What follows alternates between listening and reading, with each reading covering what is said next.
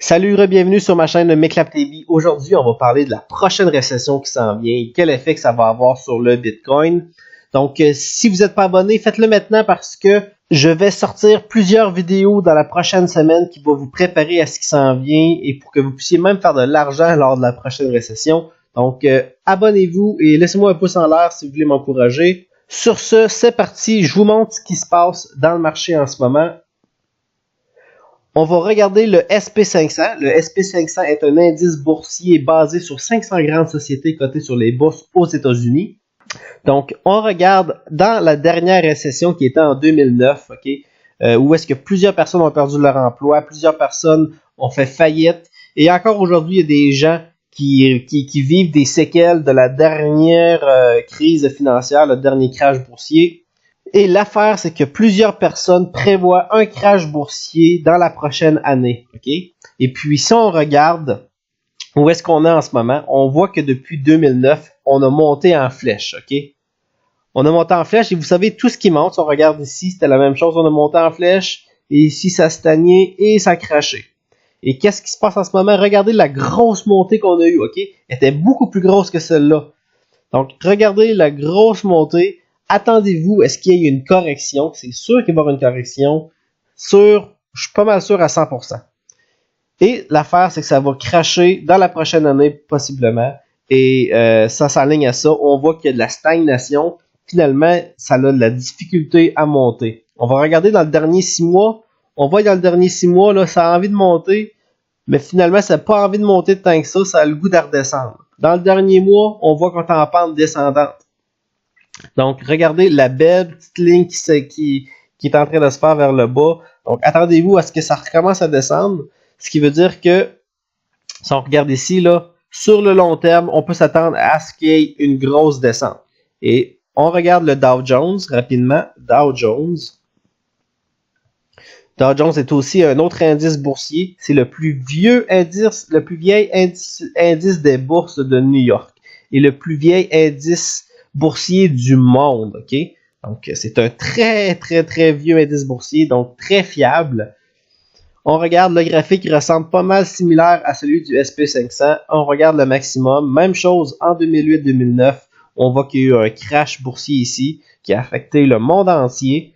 Et ici, on voit là, que ça a remonté en flèche et que ça stagne et que ça a envie de redescendre.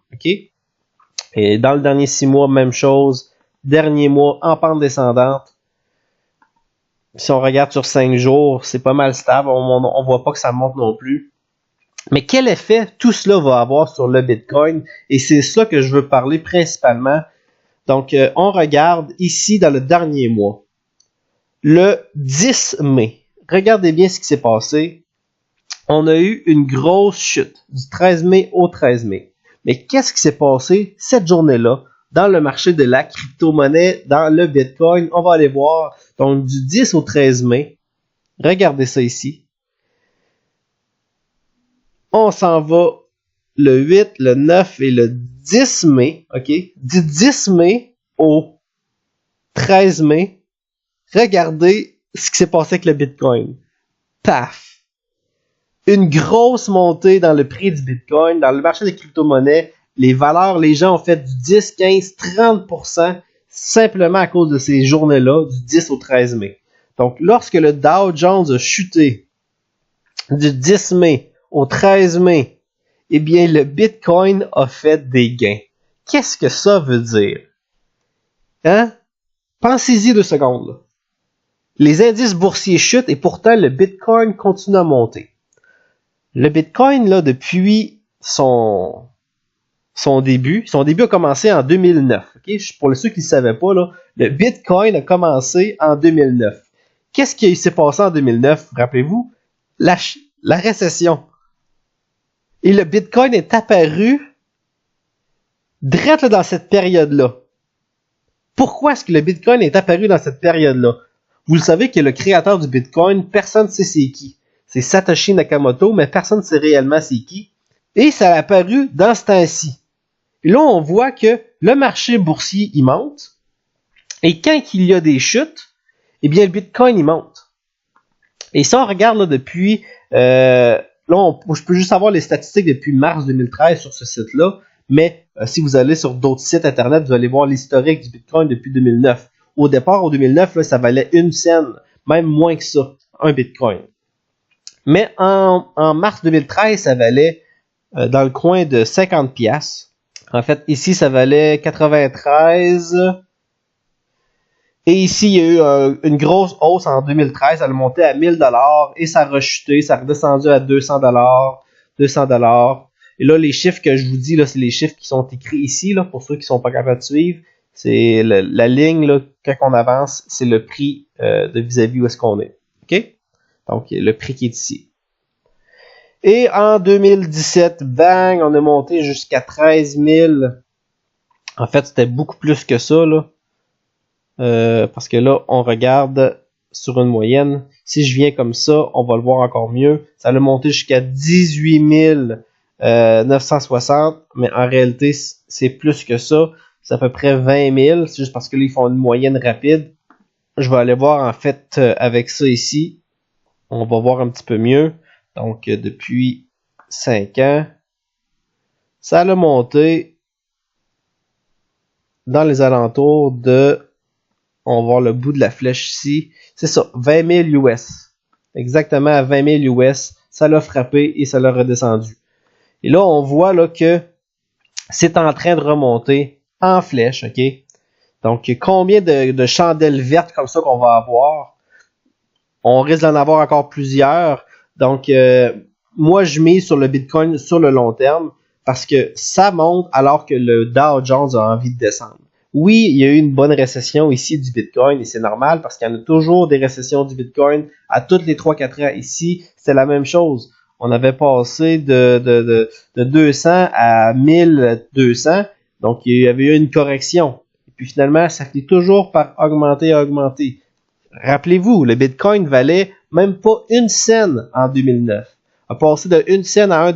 Il a passé de 1 $ à 10 $, à 10 $ à 100, de 100 à 1000, de 1000 à 10 000. Donc maintenant, il va-t-il passer de 10 000 à 100 000? Moi, je le crois. Parce que le Bitcoin, en ce moment, il n'y a même pas 1% de la population. Il n'y a même pas 1% de la population mondiale qui possède du Bitcoin. Donc, en plus, alors qu'on voit que la chute du Dow Jones descend, on voit que le Dow Jones descend ou que le SP500 descend, que le marché a envie de descendre, ces journées-là, le Bitcoin monte. Pourquoi? Parce que les investisseurs, eux autres, ils veulent pas perdre de l'argent. Ceux qui ont de l'argent à la bourse, qui ont des actions à la bourse, les grosses compagnies, puis tout ça, ils voient que le Bitcoin monte, alors que leurs investissements dans le Dow Jones, tout ça est à risque. Les investissements dans les compagnies qui sont à risque parce qu'il y a une récession qui s'en vient, ça sent, là. On voit ici, là, il y a une stagnation. Dans la dernière année, regardez la belle stagnation. On ne va pas vers le haut.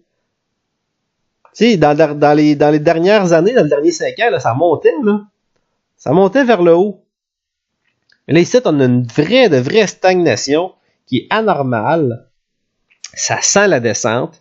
Et quand que ça va descendre, les investisseurs, qu'est-ce qu'ils vont faire? Ils vont faire la même chose que du 10 mai au 13 mai. Ils vont investir dans le Bitcoin.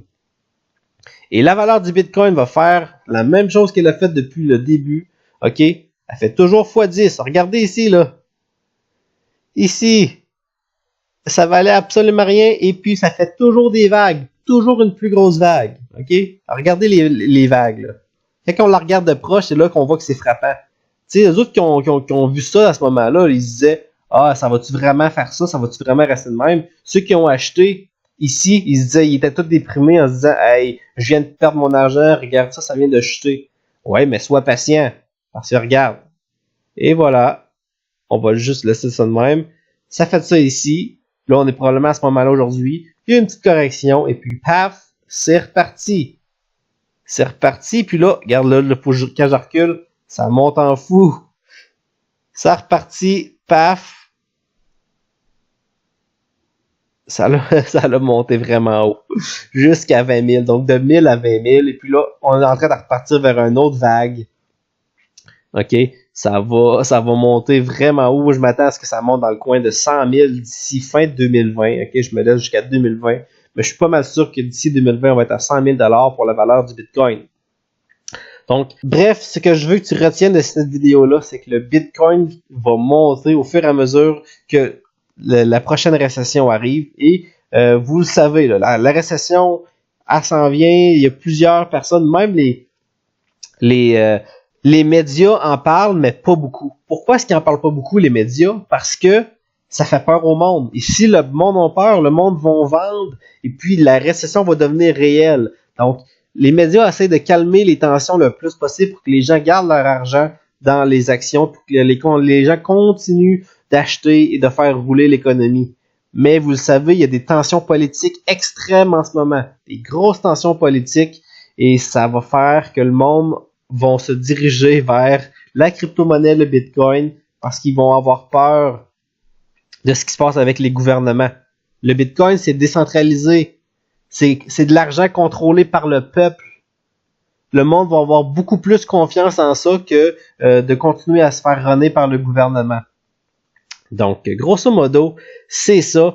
Ceux qui veulent investir dans le Bitcoin, qui n'ont jamais investi dans le Bitcoin, j'ai une formation dans la description ci-dessous. Allez voir ça.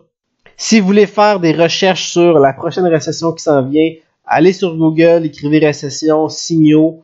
Mais bref, j'ai fait des grosses recherches sur ça et je crois que c'est au mois de mars ou au mois de février, il y a eu des signaux qui sont apparus sur les signes boursiers, ok?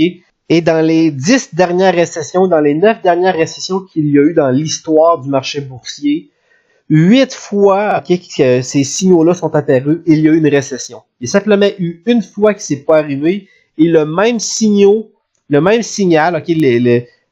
signal est apparu en mars ou en février. Et habituellement, un an après ça, la récession arrive. Donc moi, je vous le dis, c'est le moment de commencer à investir dans la crypto-monnaie. Et quand on parle d'investir dans la crypto-monnaie, le Bitcoin est lui qu'il faut investir le plus. Ok? Il y a beaucoup d'autres crypto-monnaies, mais pour ceux qui n'ont jamais rien investi dans quoi que ce soit, commencer par le Bitcoin, c'est ce qui est le plus sûr. Ok? Donc, en ce moment, on vient de revenir d'une grosse descente. Donc, en achetant maintenant, c'est un très bon moment parce qu'on est dans le creux d'une vague et on est en train de surfer vers une nouvelle vague qui va monter extrêmement haute. Donc, c'est le moment d'acheter. Si vous voulez suivre ma formation, je la mets dans la description ci-dessous. Si vous suivez chaque étape et que vous faites chaque chose que je vous apprends dans cette formation-là, vous allez devenir très riche et avoir beaucoup de Bitcoin. Je peux pas rien vous promettre, mais selon moi, c'est ce qui va arriver. Simplement regardez la formation, vous allez comprendre pourquoi est-ce que ça fonctionne. C'est ma technique personnelle que j'utilise, ma stratégie, mon plan d'action. Donc, allez voir ça et on va se voir dans une prochaine vidéo. Merci beaucoup. À bientôt.